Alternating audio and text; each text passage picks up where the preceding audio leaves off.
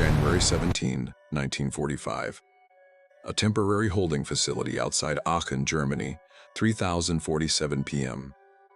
The winter light fell weak and colorless through the shattered windows of what had once been a municipal building. Frost clung to the interior walls. In the corner of a makeshift interrogation room, Oberleutnant Margaret Hoffmann sat with her hands folded in her lap, her uniform still bearing the insignia of the Nachrichtenhelferin, communications auxiliary of the Wehrmacht. She had been captured 3 days prior during the collapse of German positions along the Ruhr River. Her face, pale and drawn from sleeplessness, maintained the disciplined composure expected of someone who had served the Reich since 1941. But when the door opened and 2 American soldiers entered, both women, both in full United States Army uniform, something inside Margaret Hoffmann fractured. Her lips trembled, her eyes, which had remained dry through interrogation by male officers, through the humiliation of surrender, through the sight of her country burning, suddenly filled with tears. She wept silently, her shoulders shaking, her carefully maintained facade crumbling not from defeat but from profound cognitive dissonance. What Margaret Hoffmann witnessed in that moment was not merely 2 enemy soldiers. It was the collision of 2 irreconcilable philosophies made flesh. It was the visible proof that everything she had been taught about the natural order, about the role of women, about the supposed degeneracy of American society had been a lie. The women who stood before her wore trousers. They carried sidearms. They spoke with authority. They represented a nation that had armed its women not out of desperation, as Germany had done in its final throes, but out of principle, out of a belief in capability, divorced from biology, out of a doctrine that valued contribution over gender. And in that frigid room in Aachen, as the winter sun cast long shadows across the rubble of the Third Reich, Margaret Hoffmann understood with terrible clarity that she had served the wrong side of history. The story of women in the Second World War has been told many times, but rarely from this angle, from the perspective of those who witnessed their ideological opposite and found themselves unable to reconcile what they saw with what they had believed. The encounters between German female auxiliaries and American servicewomen were not frequent, but when they occurred, they produced a psychological zui that transcended the mere fact of military defeat. These were moments of profound ideological confrontation, where theory met reality, where propaganda met truth, where the carefully constructed mythology of National Socialist gender roles collided with the pragmatic egalitarianism of American democracy. To understand why these encounters had such devastating emotional impact, one must first understand the radically different philosophies that shaped women's roles in Germany and America during the war years. In the Third Reich, women existed within a carefully circumscribed ideological framework summarized by the slogan Kinder, Küche, Kirche, Kirche, children, kitchen, church. The Nazi ideology, articulated by Hitler himself in countless speeches and codified in the policies of the regime, held that women's primary function was biological, to bear and raise children for the fatherland, to maintain the home as a sanctuary of Germanic values, to support their men but never to compete with them. When the regime did mobilize women for war work, it did so reluctantly and out of dire necessity. The Nachrichtenhelferinnen, the Luftwaffenhelferinnen, the various female auxiliaries that served the Wehrmacht were always framed as temporary measures, as sacrifices necessitated by the emergency of total war, never as evidence that women could or should perform military functions, even as German women operated anti-aircraft guns in the defense of Berlin, even as they served in combat zones as radio operators, administrative staff. The official line remained unchanged. This was aberration, not evolution, not pholution, necessity, not philosophy. The women who served in these roles were subjected to intensive ideological indoctrination. Margaret Hoffmann, like thousands of her contemporaries, had joined the Nachrichtenhelferin in 1941 at age 19, motivated by a combination of patriotic fervor and genuine belief in the cause. Her training emphasized not just technical proficiency in communications equipment, but also racial ideology and gender theory. She attended lectures on the degeneracy of enemy societies, particularly the United States and the Soviet Union, where women supposedly abandoned their natural roles, where gender lines blurred, where the corruption of proper social order led inevitably to moral and military weakness. She was taught that American women who worked in factories or served in auxiliary roles did so because American men were too soft, too corrupted by democracy and materialism to properly defend their nation.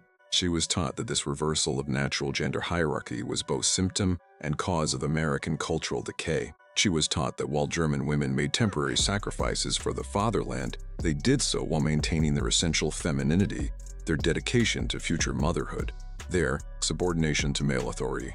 The American embrace of women in military roles, she was told, represented the desperate flailing of a civilization in terminal decline. Across the Atlantic, a different philosophy was taking shape, one born not from ideology, but from pragmatism and principle. When the United States entered the war in December 1941, the military leadership faced an immediate problem. The massive expansion of the armed forces would require administrative, technical, and logistical support on a scale never before attempted. The solution was not ideological, but practical. In May 1942, Congress authorized the creation of the Women's Army Auxiliary Corps, which became the Women's Army Corps in 1943. Over the course of the war, more than 150,000 women would serve in the WWII, performing 239 different jobs.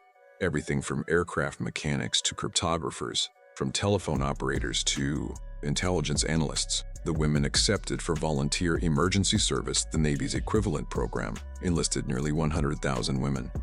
The Marine Corps Women's Reserve added another 23,000. The Army and Navy Nurse Corps together deployed over 70,000 women to combat theaters worldwide. These were not auxiliaries in the German sense, women performing support roles while carefully maintaining their status as non-combatants. These were enlisted soldiers, sailors, and Marines. They took the same oath as their male counterparts. They wore uniforms of the same design and quality. They received military rank and commanded subordinates. They were subject to military discipline and military law. The distinction was profound. The United States had not simply mobilized women for war work. It had integrated them into the military structure itself, granting them status, authority, and recognition as full members of the armed forces. This was not presented as a temporary emergency measure to be reversed at war's end, but as an expansion of opportunity, a recognition that citizenship carried with it both rights and responsibilities that transcended gender. The American approach was not without its contradictions and limitations. Women in the military faced discrimination, harassment, and skepticism from male colleagues and commanders. They were barred from direct combat roles. Their contributions were often minimized in official accounts and public memory, but the fundamental principle was different from the Nazi framework. American military policy held that women could and should serve, that their service was valuable not just as a stopgap measure, but as a permanent expansion of the national defense capability. That capability, rather than biology, should determine assignment. The women who enlisted did so under the same motivations as their male counterparts: patriotism, adventure, economic opportunity, desired to contribute to the war effort. They were not framed as making a sacrifice of their femininity, but as exercising their rights as citizens. The propaganda posters that recruited them showed confident, capable women in uniform with slogans like "Release a man for combat" and "Are you a girl with a star-spangled heart?" The message was clear. Service was not a corruption of womanhood, but an expression of it. This philosophical divide between service as aberration versus service as right, between mobilization from desperation versus mobilization from principle, might have remained abstract, a matter for historians and political theorists to debate, had the war not brought these two systems into direct contact. As Allied forces pushed into German territory in late 1944 and early 1945, encounters between American servicewomen and German female auxiliaries became increasingly common. The Americans came as translators, as intelligence officers, as administrative staff for the occupation authorities, as nurses treating wounded Germans in field hospitals. They came in uniform, with rank insignia, with authority. They came representing a system that had not merely utilized women's labor, but had acknowledged their competence and granted them status. And when German women, particularly those who had served the Reich, who had internalized its ideology, who had believed in its vision of gender and society, encountered them, the psychological impact was devastating. The historical record preserves fragmentary but telling accounts of these encounters. In February 1945, at a processing center for captured Wehrmacht personnel near Liège, Belgium, A group of Luftwaffenhelferinnen women who had operated searchlights and ranging equipment for anti-aircraft batteries were interviewed by Lieutenant Sarah Markowitz of the Women's Army Corps, a Yiddish-speaking American whose family had emigrated from Poland in 1925. The German women, aged between 18 and 23, had been captured when their position was overrun by American forces. They had expected male interrogators, perhaps rough treatment. Instead, they found themselves facing a woman in American uniform who spoke fluent German, who conducted the interview with professional courtesy, who possessed clear authority over the male soldiers who escorted them. One of the German women, a 19-year-old named Helga Schneider, asked Lieutenant Markowitz directly, "How can you wear that uniform? How can you give orders to men?" Markowitz's response, recorded in her post-war memoir, was simple: "The same way you operated your searchlight. Someone needed to do the job. I was capable, so I did it." That exchange captures the essential asymmetry of these encounters. For the American women, their military service was straightforward. They had skills. The military needed those skills. They enlisted. There was no existential crisis in wearing the uniform, no sense of violating natural law. For the German women, particularly those who had absorbed years of Nazi ideological training, the sight of American servicewomen produced cognitive dissonance bordering on psychological collapse. Everything they had been taught about the weakness of American society, about the degeneracy of democracy, about the natural subordination of women, was contradicted by the evidence before their eyes. These were not the desperate, unwomanly creatures of Nazi propaganda. They were professional, competent, confident. They represented a system that had defeated the Reich not despite its inclusion of women in military roles, but partially because it could draw on the full capabilities of its population because it valued contribution over ideology, because its social organization was flexible rather than rigid. In March 1945, at a displaced persons camp near Frankfurt, Captain Helen Brewster of the Army Nurse Corps found herself treating German civilian casualties alongside captured Sanitätshelfer and medical auxiliaries of the Wehrmacht. The German nurses, though technically prisoners, were pressed into service because of the overwhelming number of casualties. For 3 days, Captain Brewster and her German counterparts worked side by side, performing the same medical functions, facing the same horrific injuries. But the German women were not enlisted soldiers. They were auxiliaries, lacking military rank or status. When Captain Brewster gave orders, they followed them, not because she was the enemy, but because she possessed rank authority that they did not. One of the German nurses, a woman named Elisabeth Kruger, who had served since 1942, broke down during a rare moment of rest. "We do the same work," she said to Captain Brewster through a translator. "We face the same dangers. But you are an officer. You have rank, you have status. We are nothing. We are auxiliaries. We are helpers, not soldiers, not even really women anymore, because we have left our proper place. But not soldiers either. We are nothing." That sense of existential void of having sacrificed the traditional role of women without gaining the recognition or status of soldiers haunted many German female auxiliaries when confronted with their American counterparts. They had been told that their service was temporary, that after the war they would return to their proper roles as wives and mothers, that their contributions were valuable precisely because they were sacrifices of their natural femininity for the emergency of war. But the American women wore their uniforms without apology or ambiguity. They had not sacrificed their femininity. They had expanded it. They had not stepped outside their proper role. They had redefined what that role could include. They represented a philosophical framework that German women had been taught was impossible, degenerate, doomed to failure. Yet here they were, victorious, confident, professional, feminine in their own terms rather than in terms dictated by ideology. The emotional impact of these encounters was heightened by the material circumstances. By early 1945, Germany was in a state of comprehensive collapse. Cities were rubble. The food supply system had broken down. Millions of refugees fled westward ahead of the Soviet advance. The women who had served the Reich often found themselves in desperate circumstances, homeless, separated from family, facing an uncertain future in a defeated nation. When they encountered American servicewomen, they saw not just ideological opposites but material abundance. The American uniforms were well made, standardized, properly sized. The American women ate rations that would have seemed luxurious in late-war Germany: canned meat, chocolate, cigarettes, coffee. They drove vehicles, operated sophisticated equipment, had access to medical care and supplies. The contrast was not just philosophical but visceral. The Americans represented a society that could afford to clothe, feed, equip, and pay its women soldiers, a society whose productive capacity was so vast that it could wage global war while maintaining living standards higher than Germany achieved even in peacetime. This material contrast had profound psychological implications. German women had been taught that their sacrifices, the hunger, the privation, the dangers of war service were necessary, that everyone in the Reich suffered together, that their deprivation was matched by equal sacrifice from all citizens. But the American servicewomen they encountered were not starving.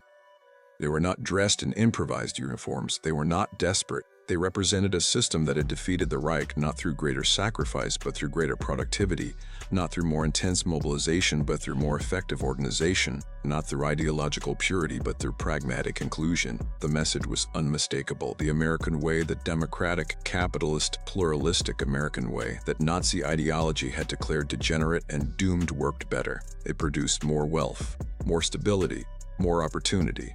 And it did so while granting women a status and recognition that the Reich, for all its totalitarian control, had never conceded. The recurring symbol in these encounters, appearing again and again in memoirs and historical accounts, was the American woman's uniform itself, specifically the trousers. In Nazi Germany, women in trousers were associated with degeneracy, with the breakdown of gender distinctions, with the cultural Bolshevism that the regime claimed to oppose. German female auxiliaries wore skirts or dresses, maintaining the visual distinction between male and female even in quasi-military contexts. But American servicewomen wore trousers as part of their standard uniform. This was not a concession to field conditions or a temporary measure. It was policy. The trousers were tailored, properly fitted, part of a complete uniform ensemble that included shirt, jacket, cap, insignia of rank. When German women saw these uniforms, they saw the physical manifestation of a different social contract, one in which women could dress for function rather than ideology or practical considerations outweighed gender symbolism, where the uniform itself declared that the wearer was a soldier first and a woman second, or more accurately, that being a soldier and being a woman were not mutually exclusive categories. Greta Hoffmann, a staff shelfer and a staff auxiliary who served in the Wehrmacht headquarters staff, was processed through an American facility in April 1945. In her post-war testimony, recorded in 1947, she described her reaction to the American women officers who handled her case. "I could not stop staring at their trousers.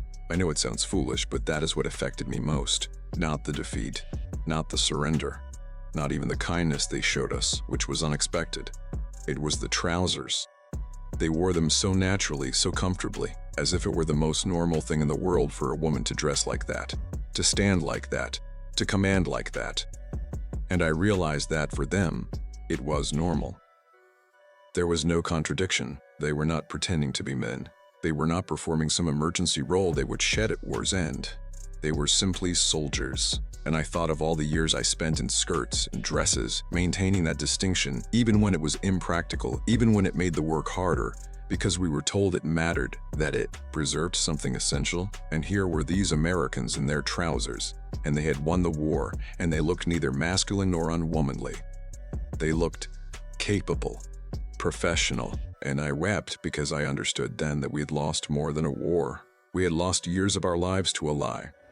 The lie that Greta Hoffmann referenced was the fundamental Nazi claim that rigid gender hierarchy was natural, inevitable, and necessary for social stability. The evidence of American servicewomen demolished that claim. Here was a society that had granted women military status, that had allowed them to wear practical clothing, that had given them authority over men, that had paid them and promoted them and treated them as full members of the armed forces, and that society had not collapsed into degeneracy and chaos. It had instead produced the most powerful military force in human history, had achieved industrial productivity that dwarfed all other nations, had maintained democratic governance under wartime. Stress had preserved civil liberties even while mobilizing for total war. The American system, for all its flaws and contradictions, worked, and it worked while treating women as citizens rather than as breeders, as individuals with capabilities rather than as embodiments of biological destiny. The encounters between German and American women soldiers also revealed the different relationships these women had with their respective militaries and governments. American servicewomen, despite facing discrimination and limited opportunities, generally described their military service in positive terms as a period of growth, of expanded horizons, of contribution to a meaningful cause. They had volunteered. They could resign or refuse re-enlistment. They were paid according to rank. They accrued benefits, including educational support under the GI Bill after the war. Their relationship with the military was contractual, bounded, defined by mutual obligation. German female auxiliaries, by contrast, had a relationship of total subordination. They were mobilized, not recruited. Their service was presented as duty to the Volk, not as contractual employment. They received minimal compensation, no benefits, no promise of post-war support. They existed in a liminal space, neither civilian nor soldier, neither autonomous nor fully subordinate, useful for their labor but denied the recognition and status that labor warranted. This difference became painfully apparent in the final months of the war, when the Reich's collapse left female auxiliaries in desperate straits. The military infrastructure that had employed them disintegrated. They received no demobilization support, no assistance in returning home, no recognition of their service. They were simply abandoned. American servicewomen who encountered these desperate women often found themselves providing not just logistical support but basic humanitarian assistance, food, shelter, medical care. The irony was not lost on the German women. The enemy was treating them better than their own government had. This realization that the Americans, whom they had been taught to hate and fear, showed more concern for their welfare than the Reich they had served completed the psychological devastation. It was not just that their side had lost the war, or that their ideology had been proven wrong, but that their sacrifice had been meaningless, that the system they had served had viewed them as disposable assets rather than as valued members of a national community. In the displaced persons camps that dotted occupied Germany in the spring and summer of 1945, these themes played out repeatedly. American servicewomen, administrators, translators, nurses, logistics officers worked daily with German women attempting to rebuild their lives in the ruins. The Americans represented stability, authority, resources. They distributed food, processed paperwork, made decisions about housing and employment. They did so in uniform, with rank authority, with the backing of military structure. For German women who had internalized Nazi ideology about female roles, this daily contact with American servicewomen was a continuous education in an alternative social model. They saw women giving orders to men. They saw women driving trucks, operating radios, managing complex administrative systems. They saw women treated with professional respect by their male colleagues. They saw women who combined competence with femininity, who wore lipstick with their uniforms, who maintained personal relationships while fulfilling military duties, who rejected the false choice between being a woman and being a professional. The psychological literature on cognitive dissonance helps explain the intensity of emotional reactions these encounters produce. When deeply held beliefs are confronted with contradictory evidence, individuals experience profound psychological discomfort. They can respond by rejecting the evidence, by modifying their beliefs, or by experiencing emotional breakdown. For many German female auxiliaries, rejection was impossible.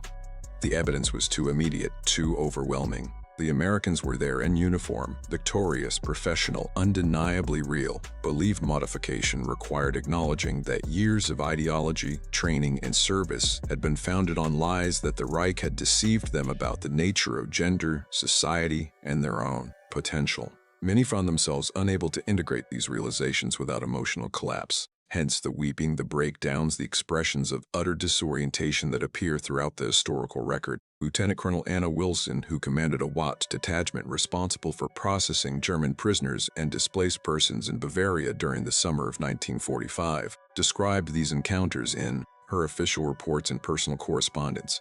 The German women we deal with seem more psychologically shattered than the men. The men have lost a war, which is comprehensible to them. They fought, they lost. That is the nature of war. But the women have lost something more fundamental, their understanding of the world. They look at us in our uniforms, and you can see the mental struggle on their faces. Some refuse to accept that we are real soldiers.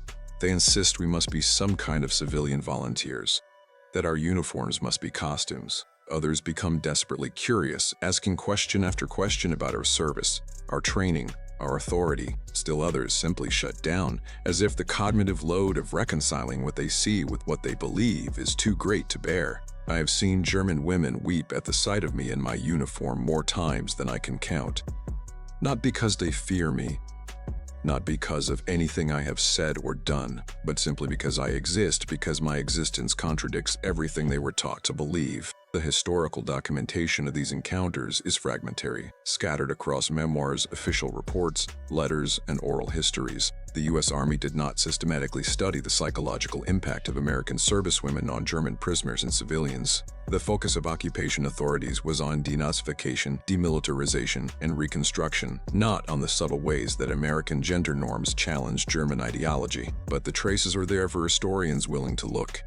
In the records of displaced persons camps, in the after-action reports of WWII detachments, in the personal papers of American women who served in occupied Germany, in the oral histories collected from German women decades after the war, when they could finally articulate experiences that had been too painful or too confusing to express at the time. One particularly telling account comes from a group interview conducted in 1947 with former Nachrichtenhelferinnen who had served in France and been captured by American forces in August 1944. These women spent nearly a year in American custody before being repatriated to Germany.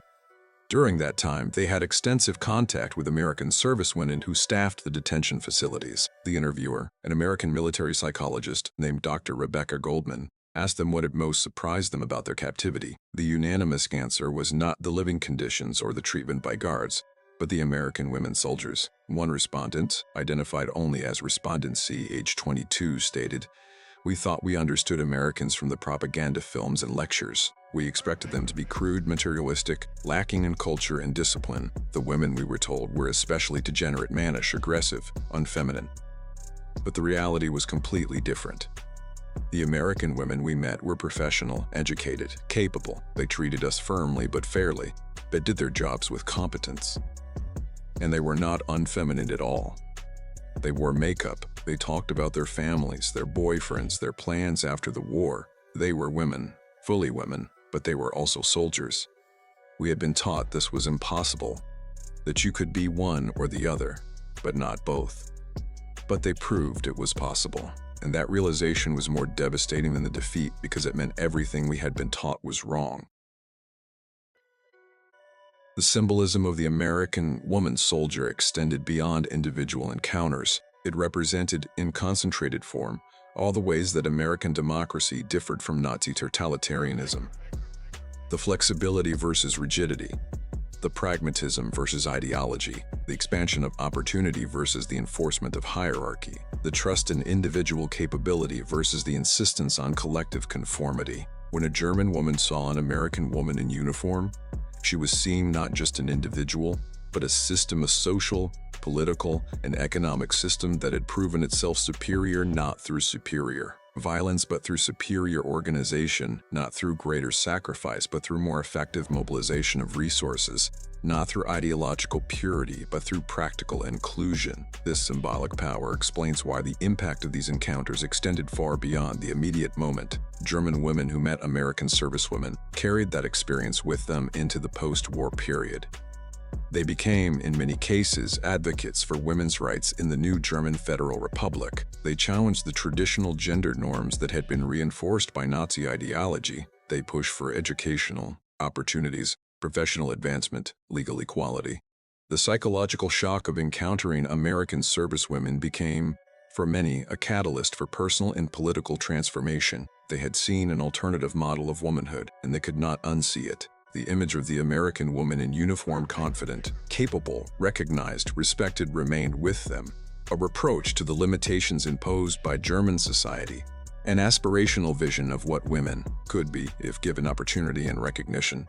The epilogue to this story extends across decades. In the 1950s and 1960s, as West Germany rebuilt and integrated into the Western Alliance, American military bases remained on German soil. German civilians, including many women, worked on those bases.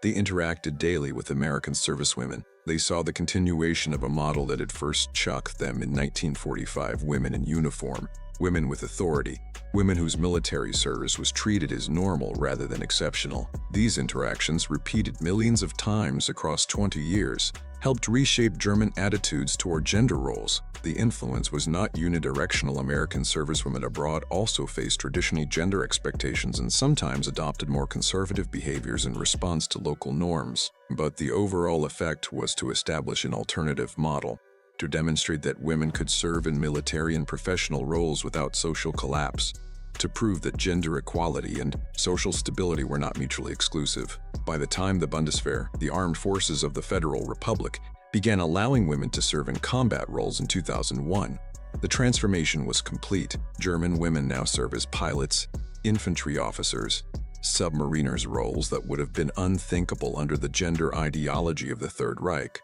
roles that were pioneered by the American servicewomen who had shocked their grandmothers in 1945. The connection is not always acknowledged, but it is real. The tears that Margaret Hoffmann shed in that cold room in Aachen in January 1945 were tears of ideological collapse, but they were also tears of recognition.